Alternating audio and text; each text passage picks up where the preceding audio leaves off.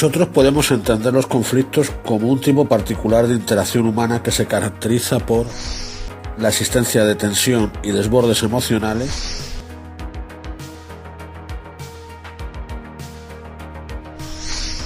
la manifestación de perspectivas divergentes,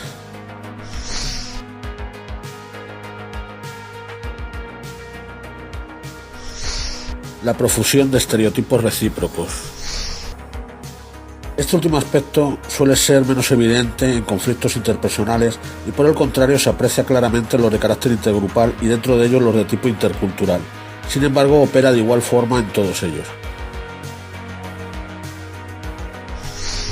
La existencia de tensión y desbordes emocionales, la manifestación de perspectivas divergentes,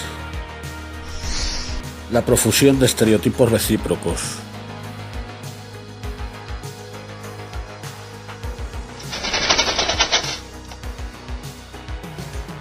A partir de establecer la sintomatología esencial de cualquier situación de carácter conflictivo, observamos que se caracteriza por cierta tensión acompañada o no de desbordes emocionales, la existencia de perspectivas divergentes en grado ya próximo a la contradicción y la profusión de estereotipos recíprocos entre los protagonistas. Resulta factible profundizar en tales manifestaciones al objeto de desvelar qué ocultan exactamente y desde ahí fijar lo que constituiría la estructura esencial del conflicto para en ese momento precisar cuál sería la mejor estrategia para proceder a su desarticulación.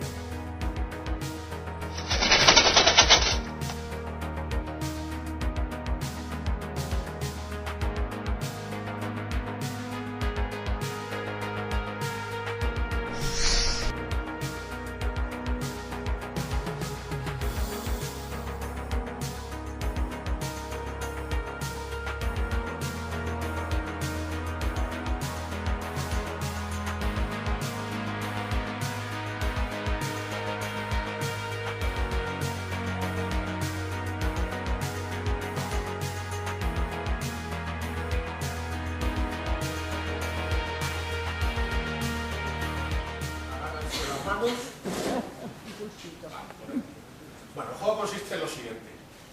Cada vez que el dorso de la mano de él toque la mesa, yo te doy aquí un caramelo. Cada vez que el dorso de la mano de él toque la mesa, yo te doy un caramelo aquí. El objetivo, lógicamente, es conseguir cuanto más caramelo mejor. ¿Correcto? A la de tres, entonces. 1, 2, 3.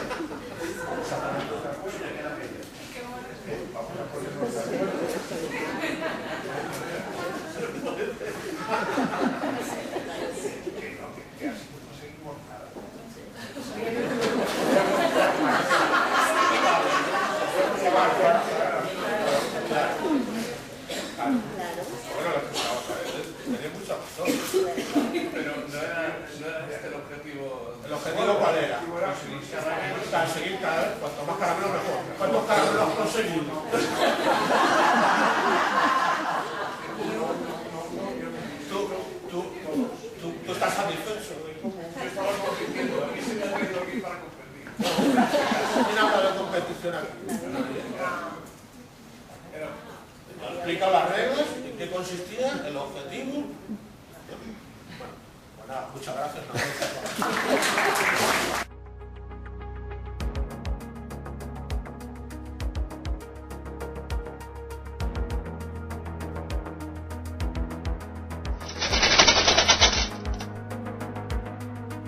Esa tensión consustancial a todo conflicto se halla vinculada a su vez a una actitud competitiva que en la actualidad impregna todo el quehacer humano, dado que el paradigma social, político y económico operante descansa precisamente sobre este principio.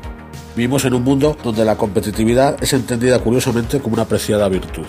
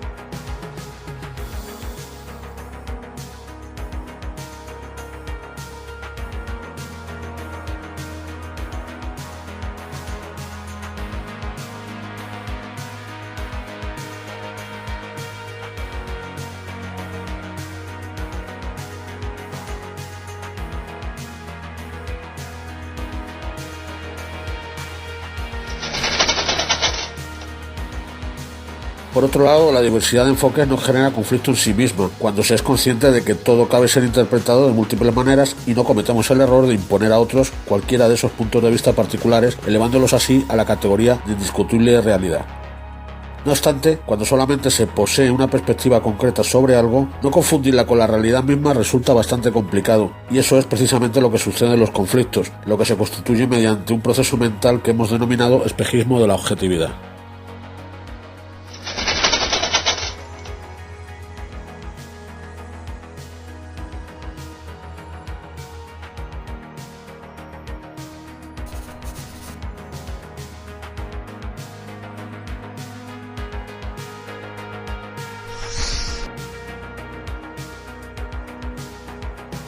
Alguien con cierto apuro económico le pide prestado una cierta cantidad de dinero a un amigo suyo. Él accede a condición de que se lo devuelva en una fecha concreta previamente fijada. Llegado el día en cuestión, no puede hacer frente a su deuda porque le surgió un imprevisto y por vergüenza empieza a evitarlo. Al final se encuentran casualmente y comienzan a hablar.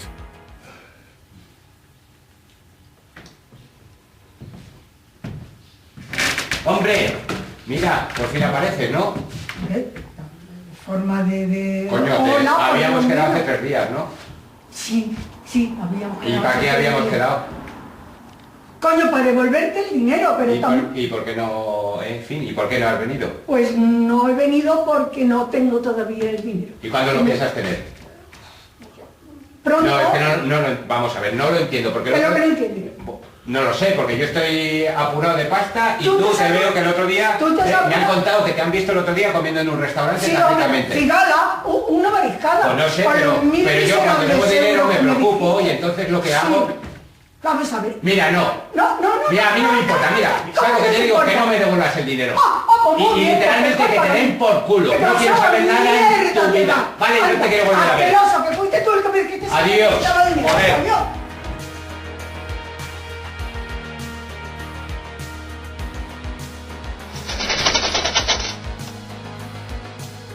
Por último, advertimos que detrás de todo conflicto existe también un intento consciente o no de utilizar o usar o menospreciar al otro, con el propósito de controlar su voluntad, y que congruentemente eso exige un peaje previo por nuestra parte que consiste en deshumanizar o cosificar al prójimo mediante la elaboración de estereotipos tendentes a reducir al otro a una especie de personaje literario.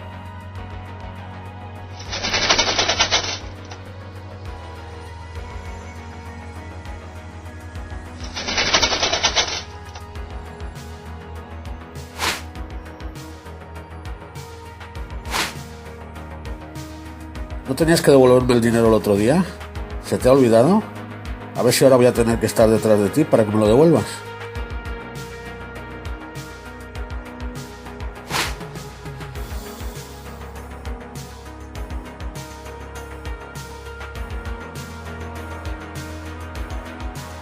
No he podido conseguir el dinero, pero vamos, si tanto te importa, ya se lo pediré prestado a alguien para que no te pongas tan nervioso.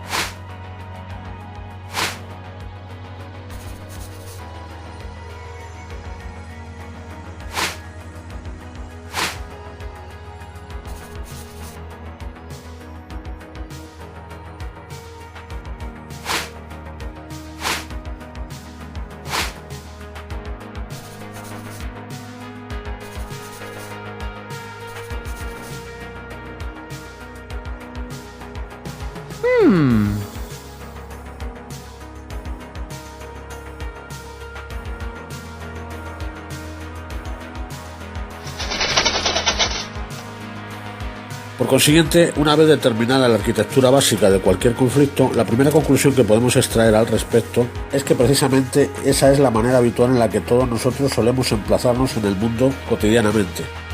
Es decir, vivimos siempre al borde mismo del conflicto. Es como si fuésemos por ahí inconscientemente con la escopeta cargada apuntando al otro, aguardando a ver si se mueve para dispararle, como si portásemos un chaleco explosivo y fuésemos a lo largo del día con el dedo puesto en el detonador. Por consiguiente, antes que nada deberíamos observar detenidamente todos estos procesos en nosotros mismos y comenzar por ubicarnos personalmente como el ejemplo vivo de aquello que deseamos transformar. La segunda y no menos importante síntesis que cabe extraer a tenor de lo observado se refiere a la manera más eficaz de desarticular esa estructura. Ya adelantamos la solidez de la componente competitiva cimentada como está por todo un sistema social, político y económico que de no ser reemplazado difícilmente podremos luego modificar del todo. Con respecto a la confusión frecuente entre punto de vista y realidad, la alternativa de implantar de manera generalizada un lenguaje de carácter subjetivo y la posibilidad de ir fijando el consenso como referente en cualquier dinámica colectiva de manera progresiva podría propiciar cierto avance en la dirección propuesta. Aún así, el intentar discernir entre lo que es un enfoque estrictamente personal de lo que es una afirmación de carácter universal, como ya advertimos, resulta extremadamente complicado cuando se posee una sola perspectiva, y eso es muy común en el caso de las situaciones conflictivas. Por consiguiente, la única grieta o punto débil que hallamos en la compacta estructura del conflicto se encuentra en el bloqueo empático que se manifiesta mediante la tipificación mutua de tales contingencias. Solo desatascando ese canal lograremos poner en contacto a las partes con una perspectiva alternativa, la ajena, que permitirá una percepción intersubjetiva de lo sucedido, trascendiendo así el sesgo de las solipsistas interpretaciones personales de la situación, impidiendo además que esa típica tendencia deshumanizante ya mencionada termine por considerar al otro como un contrincante y un competidor, amplificando esa actitud competitiva que todos en principio poseemos.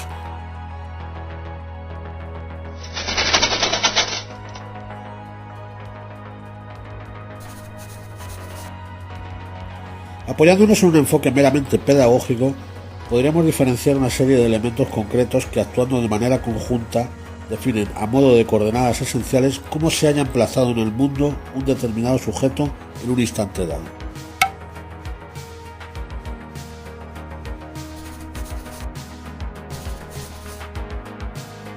Necesidad. Se trata de una sensación interna de carencia por parte del sujeto que impulsa y motiva su acción. Es la respuesta a la pregunta ¿qué me hace falta?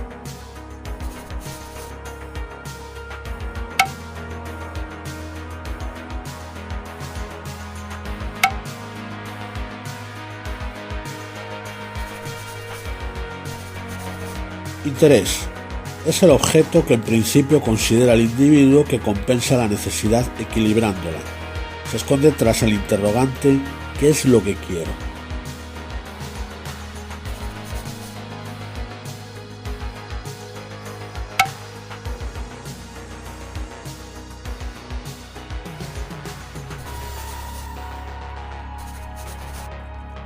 Perspectiva.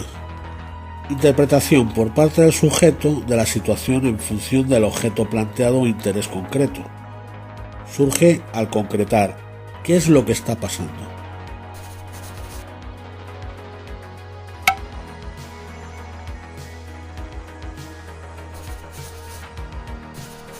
Actitud. Emplazamiento del individuo frente a la situación que implica una cierta tendencia o disposición. Suele acoplarse con las del resto de personas implicadas, retroalimentándose respectivamente entre sí. Se concreta al aclarar ¿qué voy a hacer?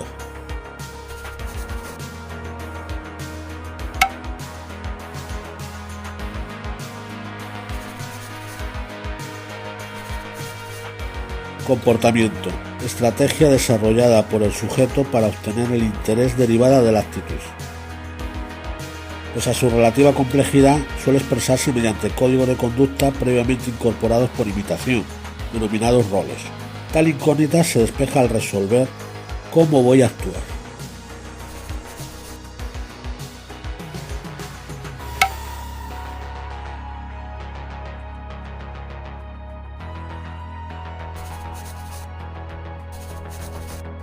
Sin embargo, carecemos de una percepción directa de la mayor parte de los aspectos reseñados, por lo que toda esa compositiva ajena aparentemente tan compleja vinculada con una ubicación concreta con respecto al medio es percibida por nosotros, tal y como señalamos en su momento, como un simple estereotipo.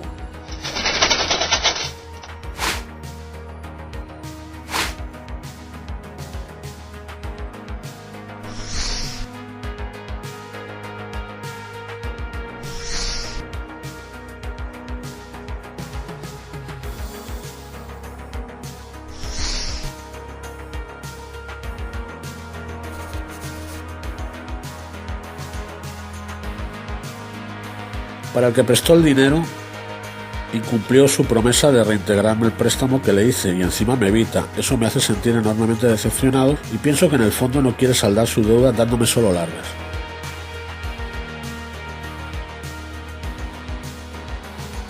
Para aquel que no se lo devolvió, me reprochó que falté a mi palabra de devolverle el dinero en la fecha fijada. Eso me hace sentir entre agobiado y avergonzado. Pienso que le importa más el dinero que la amistad.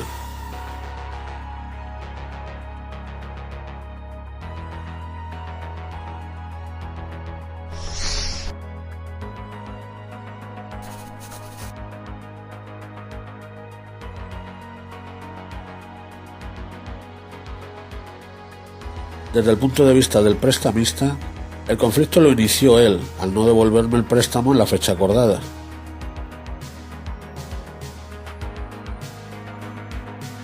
Desde el punto de vista del moroso, el conflicto lo inició él al exigirme que le devolviera el dinero. A partir de ahí, enrocados cada uno en su respectiva posición, resultará muy complicado salir bien parados de esa trampa. Cierto día, un gran sabio religioso le pidió a Dios que le permitiera ver cómo era el cielo y el infierno para poder así compartir su experiencia con los demás hombres. El sabio de inmediato se sumergió en un sueño y mediante el poder de Dios su alma viajó a los diferentes destinos.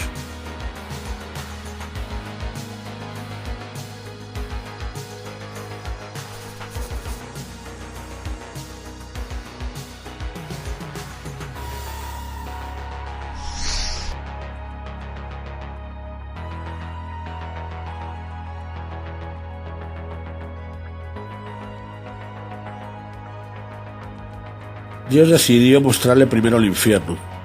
Era una gran mansión cuya única habitación era un largo infinito comedor. El comedor era tan amplio como una autopista y al frente de cada comensal estaban servidos los mejores y más variados manjares.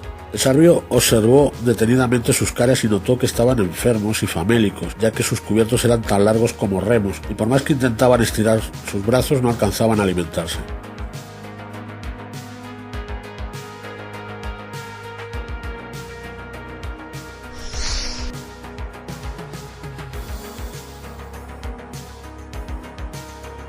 Dios decidió entonces mostrarle al sabio el cielo. El sabio comenzó a ascender en ese lento trance. ¿Cuál no sería su asombro al ver allí la misma mansión y al entrar en ella contemplar la misma habitación con las mismas dimensiones y características del infierno y servida con los mismos platos ostentosos? El sabio preguntó a Dios: ¿pero cómo están aquí tan felices y bien alimentados y en el infierno tan tristes y hambrientos? A lo que Dios respondió: en el cielo se dan de comer unos a otros.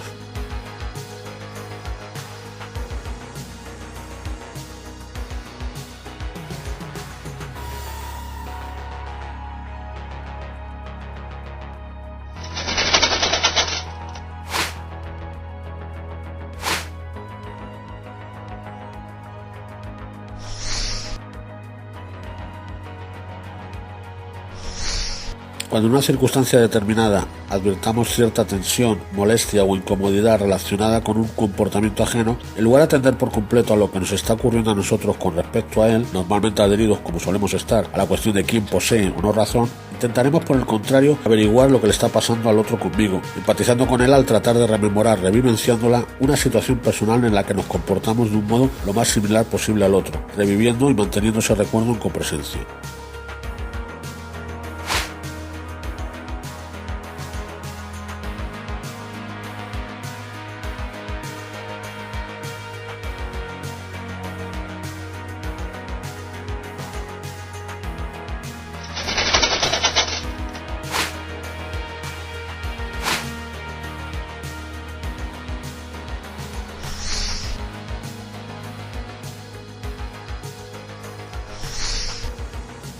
Recuerda cuando en cierta ocasión faltó a su palabra y fue porque se le presentó un imprevisto. El que le reprochasen no haber cumplido con lo que prometió le generaba entonces agobio y vergüenza.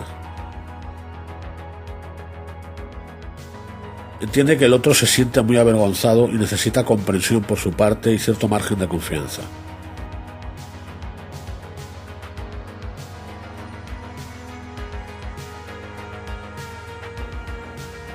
Me imagino que algún imprevisto te ha impedido devolverme el dinero que te presté. Quiero que sepas que no me corre ninguna prisa y que ya me lo devolverás cuando puedas.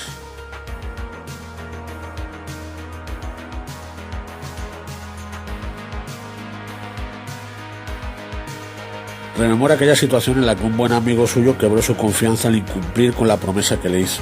En ese momento se sintió muy decepcionado y llegó a pensar incluso que le estaba engañando y abusando de su buena fe.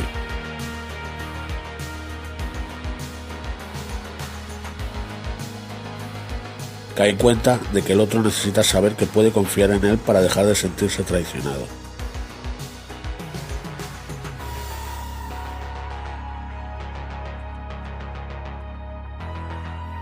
Siento haberte fallado con lo del préstamo que me hiciste, pero me surgió un imprevisto. Me sentía tan avergonzado que no era capaz de hablar contigo, pero no te preocupes porque en un par de días podré devolvértelo sin problema alguno.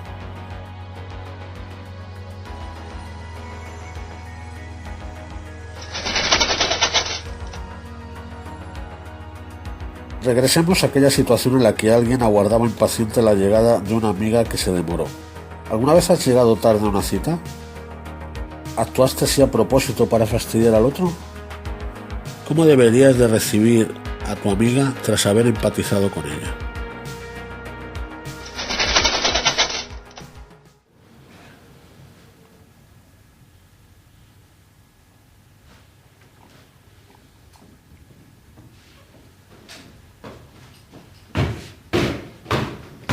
Hombre, por fin. Llegas tarde. ¿Te ha pasado algo? No, que me he liado, de verdad. Pero no te pasa nada, ¿no? No has tenido ningún problema ni nada. No, no te habías preocupado. Sí, hombre, digo, joder, es que es raro. Es ¿no? verdad, es verdad.